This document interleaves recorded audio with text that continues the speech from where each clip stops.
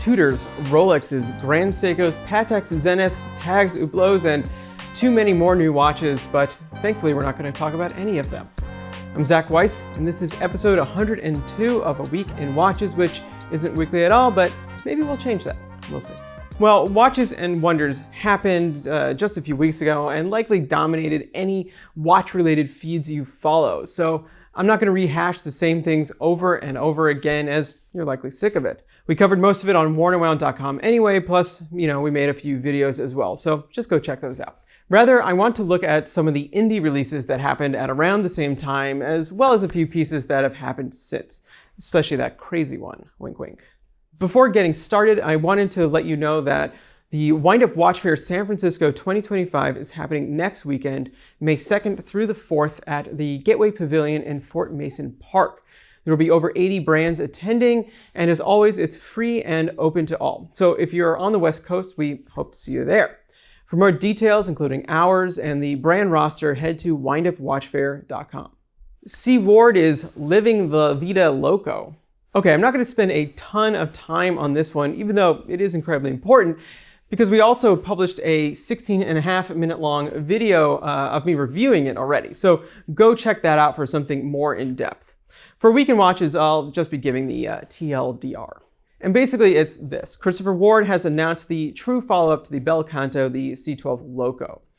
By follow-up, I don't mean a sequel or evolution on the Bel Canto, but rather a further exploration of the watchmaking that Bel Canto opened up for the brand. A type of watchmaking that previously was reserved for higher-end brands because of its complexity.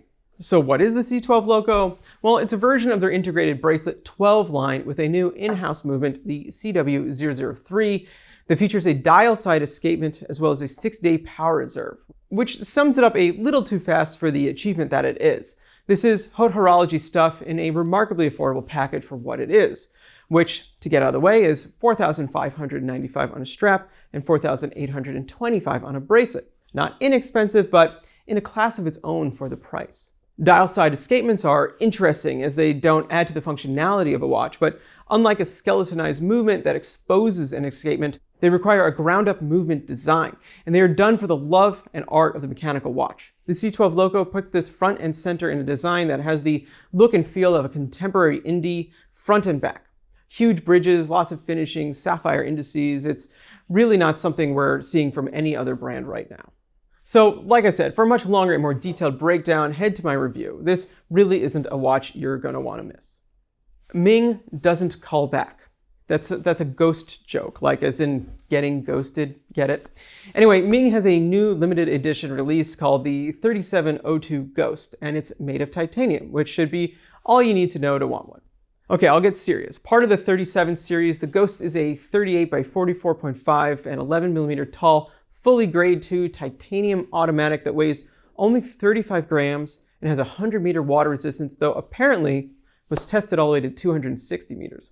There's a bit of a misunderstanding around titanium grades. People like to think 2 is worse than 5, the other most commonly used grade in watchmaking. But it's not, it's just different. In fact, it's pure titanium, whereas grade 5 is an alloy.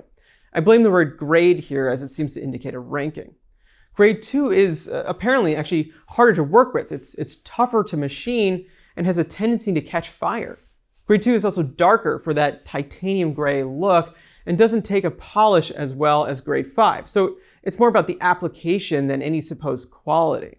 Anyway, as for the design of the Ghost, well, it's rather minimal, though not to be confused with the Ming Minimalist, even if the Ghost somehow feels more minimal or minimaler. Regardless, the dial surface is composed of 2 pieces of titanium with simple brushed finishing matching the case, making the watch appear almost as though it's machined from a single block of metal. As this is a Ming, the dial markings are, in fact, not on the dial per se, but rather a lume-filled etching in a layer of sapphire above the surface. Interestingly, the index design is the same as what was used on the 3709 Bluefin. The 3702 is limited to 250 watches and is priced at $3,500 CHF, or about $4,250 USD at the time of recording. Singer sings an older tune. Singer Reimagined makes some really serious chronographs. They feature retro vibes, but thoroughly modern design concepts, and they've typically been powered by the very innovative Agengraph movement by Agenour, leading to some unique and bizarre concepts such as the absolutely bonkers dive track 24-hour chronograph. Well, for a change of pace, Singer launched a duo of more traditional chronographs under a new line called the Heritage Series. The special feature of these watches is that they used restored new old stock Valjoux 236 manual wind column wheel chronographs inside. Now, it's one thing to take a new old stock movement, clean it, re-oil, regulate, and make it run, but what Singer did was fully redecorate these movements with frosted brass bridges and plates, brushed steel components for contrast, hand-polished chamfers and screws. The result is a movement with a vintage charm but a really modern look, a combo befitting of the brand. As for the watches, they are Singer's most approachable, featuring 38.8mm cases with a fairly classical shape and a bi-registered dial design that utilizes elements of Singer's other watches for visual consistency, but in a standard chronograph layout. As such, you'll find skeletonized sword hands, a large hub over the central pinion, applied gold tone markers, and a golden crown rehaut. There are two versions available, the SR601 with a piano black surface and the SR602 with an empire green surface, both priced at $19,500. I had the chance to see these in Geneva and they were absolutely lovely. The cases are sized well and have wide dials for a lot of impact. I was also impressed by the feel of the chronograph, which had a much nicer snap than I expected from vintage movements. Stori Billiard and Studio Underd0g want to brighten your day. Last year, Studio Underd0g teamed up with Moser to create their passion fruit duo. It was a project that elicited strong reactions, but regardless of where you stood on it, the fact that an affordable microbrand collaborated with a high-end indie was cool and unexpected. Well, clearly this was the start of a new strategy for Studio Underd0g, who have now teamed up with Stori Billiard for some flower power. A fairly straightforward piece conceptually, the watch is called the Sunflower with a 0 instead of an O because that's Studio Underd0g's thing.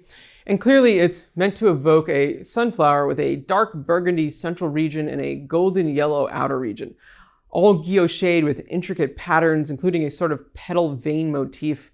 A minute index and subtle golden hour marks are printed on a sapphire layer for depth. Stori Billiard's signature elaborate blade-like hour and minute hands feature a metallic green center, tying it all together. It's really nothing short of stunning.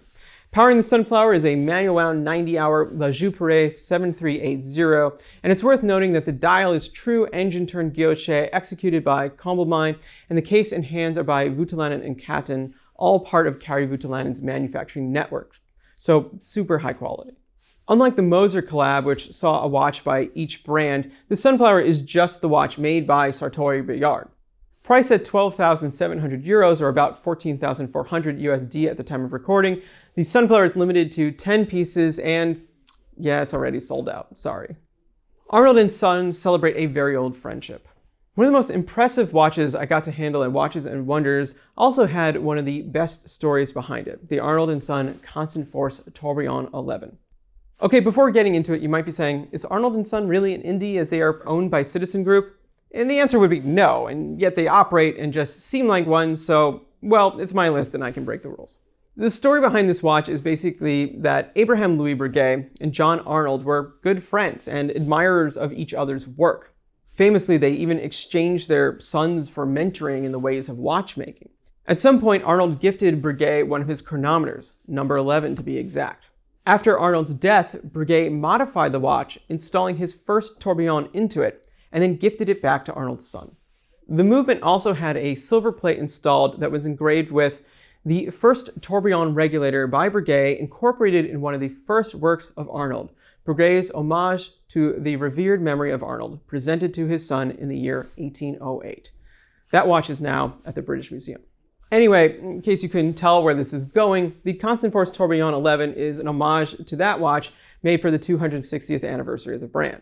As such, the movement design is based on the watch with a striking symmetrical design featuring a single large plate hiding all the inner workings, save a large tourbillon at the end of a long bridge running down the movement's center from top to bottom. Echoing the plate on the original is now a plate that reads, "To the revered memory of John Arnold and Abraham Louis Breguet, friends in their time, legendary watchmakers always." Flipping the watch over, the dial is truly classic in design, though a departure from the original, which had a just very traditional design. Made of enamel, the dial features an offset hour and minute display on a convex enamel surface with a golden border up at the 10 position. Diagonally at 4 is an aperture exposing the constant force mechanism, which appears to be a remontoire providing energy at 1-second increments. This makes it act as a dead stop seconds and features the brand's signature anchor as a hand. A large bridge supports the mechanism from above. Housed in a 41.5mm 18-karat yellow gold case, it's just an incredible watch through and through. The constant force tourbillon is limited to 11 pieces, one of which apparently went to Ed Sheeran, and is priced at 129,800 Swiss francs, or about 160,000 USD. Trilob gets heady. I'll try to make this one quick. Trilob, a rising indie known for its handless designs, had perhaps the weirdest novelty at Watches and Wonders, a bespoke horological head clock thing. Okay, to explain. Trilob has teamed up with an artist to create individually crafted busts that tell the time as well as do other things, giving them a strange sense of being alive. At a glance, the busts don't reveal much, though on their sides are strange flower forms with petals. These petals open up, counting the hours, 6 per side. Minutes? Well, that's told through the position of the eyes. The bust also breathes and emits a scent if so desired. And it gets weirder. If you were to purchase one of these, you would have the choice to have the head based on your own, or presumably of another willing person. The process of making the clock begins by visiting a partner workshop in Paris where the face is sketched. The head is then designed and the clockworks are configured to match the specifications of the face. It is then entirely handmade with over 2,050 components, taking around 3,000 hours. Called, and I apologize for my French, Le Temps Retrouvé, which is a reference to Proust's In Search of Lost Time, it certainly leaves an impression. A very unexpected departure from their wristwatches, there is an appreciable indie spirit behind such a piece of horology. And with that, episode 102 of A Week in Watches has reached its conclusion. Just a heads up, we're going to experiment with some new formats for this show, so stay tuned for that. Please like and subscribe if you don't mind, and we hope to see you in San Francisco. Until next time.